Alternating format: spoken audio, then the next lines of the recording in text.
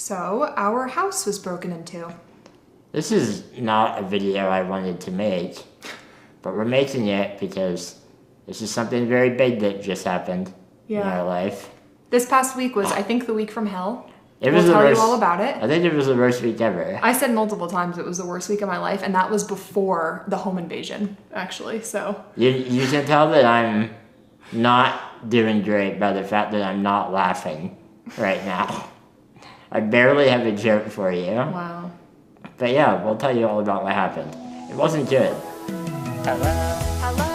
Welcome to the show. Welcome to the show. Welcome to the show. It's time To talk about our lives.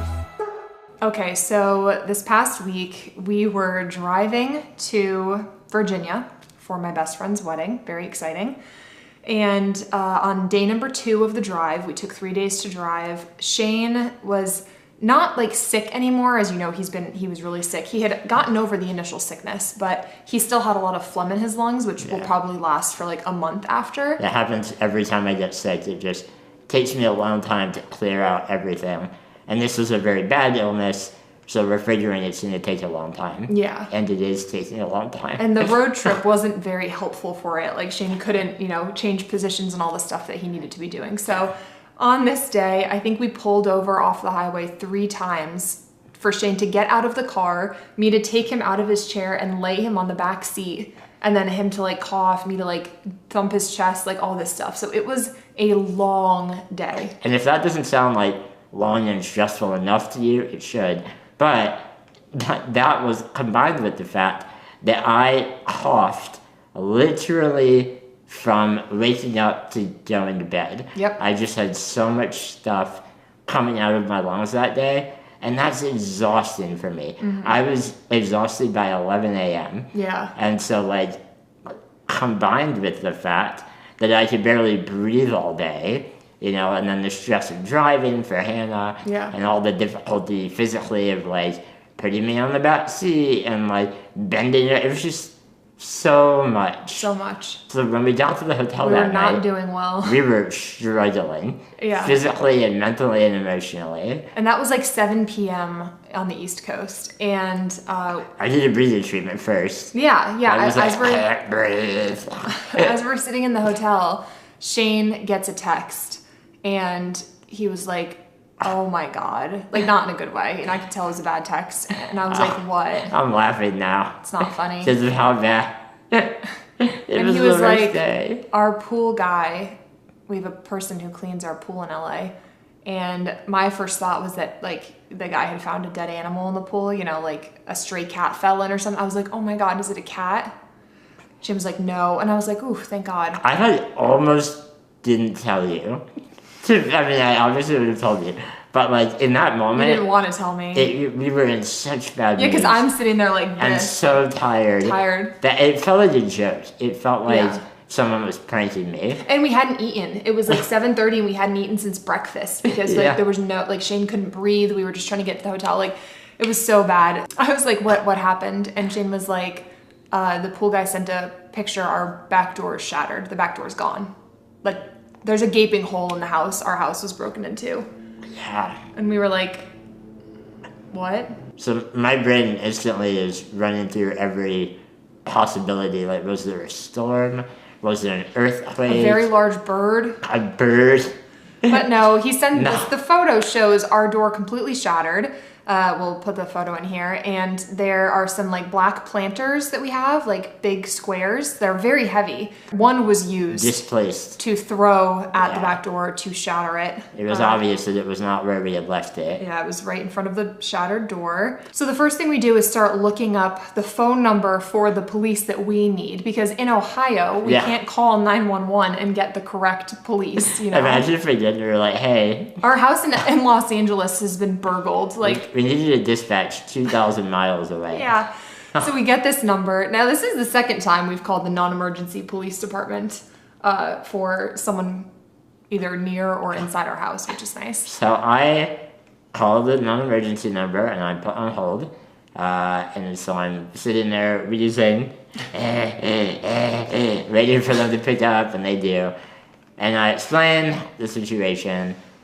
I say that right before we left LA to come to Minnesota, our neighbor's house was broken into in a very similar manner. Yep. They broke the back door and they just flipped the house upside down. Yeah. And the police officer was like, okay, are you in the home? Like, are you safe? I'm like, I am in Ohio. I am as far away as I can be. This is very unfortunate timing.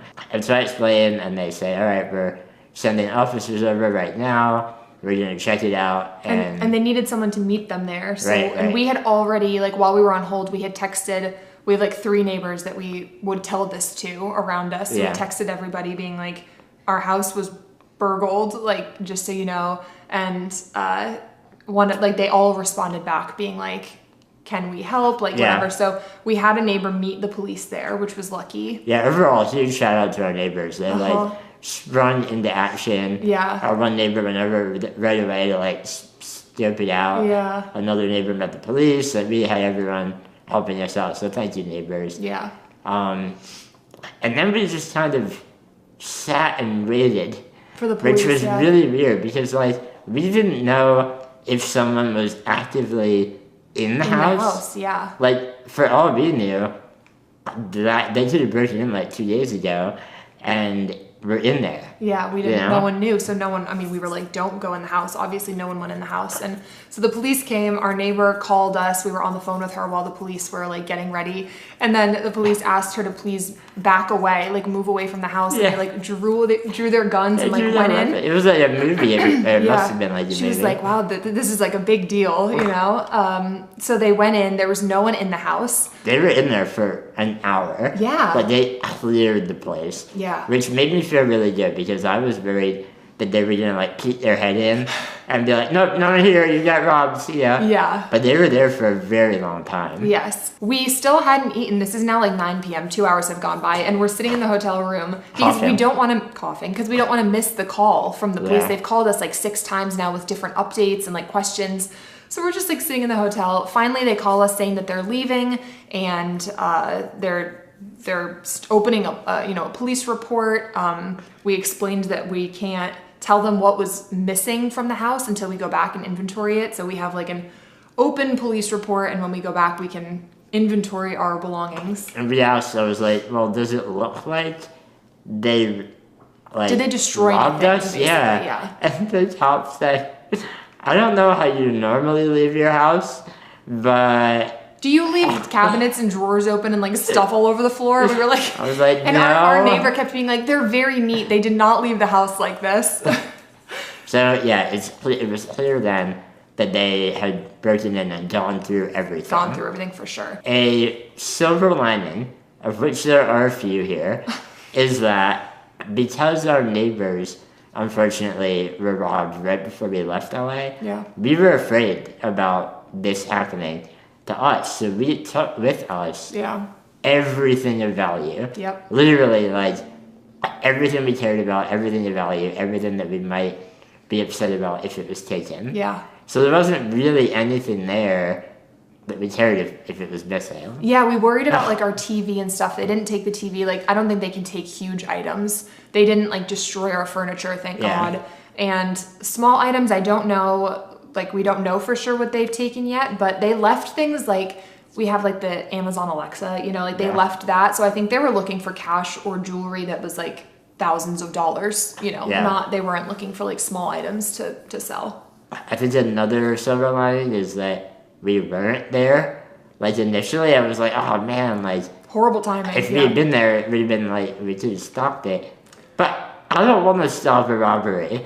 Like, if that had happened, if the back door had been smashed in by a criminal while we were like in bed or like, you know, watching TV, that would have been worst fears. Traumatizing. Yeah, I mean, I think it happened because we weren't there. You know, I don't think the person would have broken in to like confront us. But at the same time, it could have been so much more traumatizing than not being there. And even from, you know, thousands of miles away, it just felt so invasive.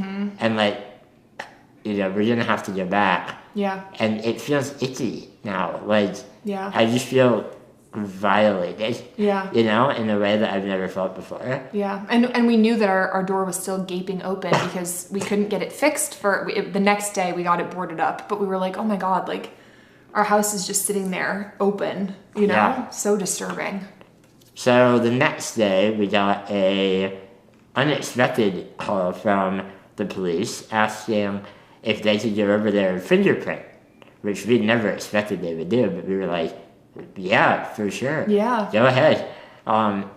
So again, we called on our amazing neighbors who met the police and let them in, and they fingerprinted the whole house. Yeah. And they let us know after that they got fingerprints, many of them. I'm sure a lot of them were Hannah's and, you know, people we know. Yeah. But there's a chance that they got, like, a fingerprint that would show something. And they said that they didn't see signs of someone using gloves. They didn't find any glove prints because apparently if you use gloves, like it leaves a print that's not obviously a human fingerprint, but you can see a very specific pattern, and they didn't see that. So there is a chance that they'll find the person. So that is our house break-in. Wow. We're not going to share everything that we know because it is like an ongoing investigation, but this sucks. I know. And it really has made me feel some kind of way about living in LA. Yeah, Shane's not going back. I'm like, I'm never going back there. Yeah. Because I don't want to live somewhere where I feel like, oh, someone's going to break the window at any moment. I know that can happen anywhere, but like it happened. But since it happened to our house in LA, somehow I'm like, ew. I know. Yeah. Very annoying. It'll be interesting to go in there, and luckily it's not going to be too long before we're back, but like it'll be interesting to go in there and see if anything was taken, because we don't know for sure. We were so lucky. We took all of our clothes. I know. Every pair of underwear I have. They didn't want your underwear. It's safe and sound. I know what you're after. Shane was like, the only thing Shane wanted our neighbor to check, they went in and like video recorded the whole house for us. He was like, can you please check on my typewriter? Because Shane has a typewriter on his desk, and thank goodness the typewriter was not taken. So that's really all that mattered. Typewriter and underwear, yeah. Yeah. The high ticket items. All right, everyone. That's our update. This sucked. Hope you did better, Reese. Yeah. By the way, I'm doing much better fun-wise. I'm barely coughing at all. I'm glad these days. That's an update you're giving everybody. Well, phlegm-wise, he's pretty good. I'm doing great. House broken into, but I can breathe. Yeah. So, you know. Yeah. All right. We will be back soon. Bye. Bye.